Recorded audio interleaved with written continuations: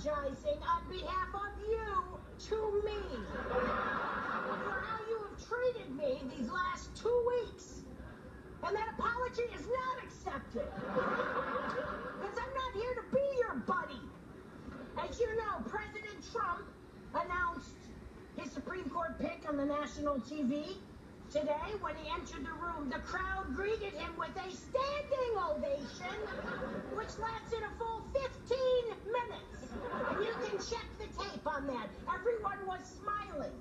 Everyone was happy. And they had other things too, which we're not going to share with you on Breakfast TV, which is a great shame. Michael and I are in agreement. We actually don't want to talk to these two guys. We really just want to watch that for the next 7 minutes. Thanks, Danny. Thanks, okay, but you know what? I reckon somehow deep down you might agree. It was a sterling moment in satire.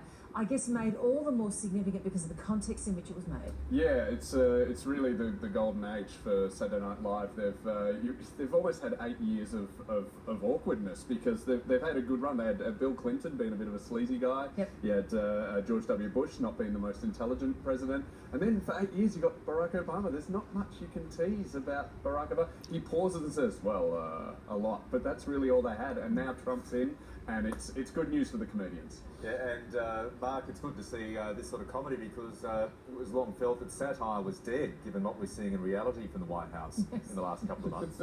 Yeah, that's right. And what I find interesting about this is the reaction from the White House to this skit specifically. Melissa McCarthy playing Sean Spicer actually really upset Donald Trump, not just because of the portrayal, but because Sean Spicer was played by a woman. And actually he was quite offended for Sean Spicer. This is the Politico report that came out recently. So now Huffington Post has said that actually what they should do is get all women to play the male characters and people like Rosie O'Donnell to play Steve Bannon, Meryl Streep to play Donald Trump, and even Ellen DeGeneres to play Mike Pence. So I think that the gender bending that has existed around in recent portrayals in popular culture, I think we're going to see it more and more, and especially if SNL keep finding out that it annoys the White House so much. And, I mean, the most important one is that this Saturday, so Sunday afternoon our time, Alec Baldwin has the whole show to himself. So it's going to be 1 hour of Donald Trump portrayals. Look, it'll be fantastic to watch, as you say, Michael. It'll be a lot of fun, clearly. But here's the thing. I mean, the argument's being made that in an era of Donald Trump when facts don't seem to matter, when truth doesn't seem to matter, where things are literally just made up top of mind, the only then strong response that anyone can have is in the form of comedy and in the form of satire. But the question, Danny, is in these satirists and the work that they're making, the audiences they have, is it just an echo chamber of the already converted, just listening to the same stuff over and over again and comforting themselves? Is it making any difference? Well, but that's what people turn to comedy for. When you go to a comedy club, you're not there going, well, I hope I get taught some opinions. No, you want to laugh because you want to escape from the world and everything. I actually, the day that Donald Trump got in, I was hosting at the Comics Lounge in Melbourne, and literally I was the first comedian on. And you could feel the tension in the room. Everyone was suddenly, oh, what's going to happen to the world? And I just made a joke about Mr. Burns suddenly being president, and there was just sort of a little nervous laughter of, okay, cool, we've mentioned it, and then we just moved on with the general opinion. It could be an echo chamber, but you know, the role of the jester back in medieval time, they were the only one who could make fun of the king. So that's. You could say it's an echo chamber, but it's a good job to have. And Matt makes a very good point. In Australia, there's a bit of a gap in the market, isn't there? You think back some years ago, you had Max Gillies and Jerry Connolly depicting the political leaders of the day. There is a case for satire and a healthy functioning democracy, isn't there?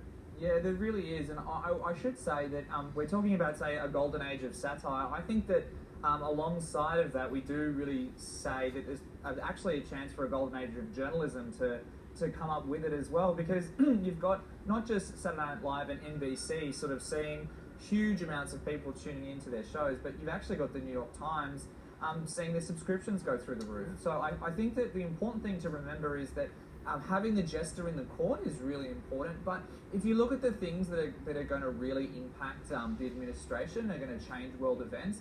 I mean, look at the reporting of David Fahrenholt for Washington Post.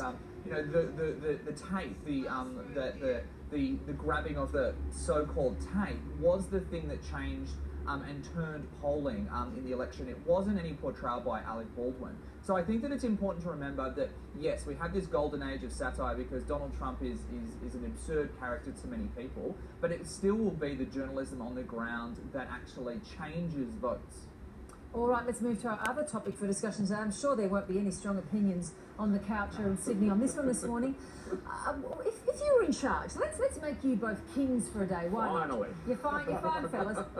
Sorry, not a day, only for the next 3.5 minutes. Lovely. What would you pay, say, the Chief Executive Officer of Australia Post? Just figure off the top of your head.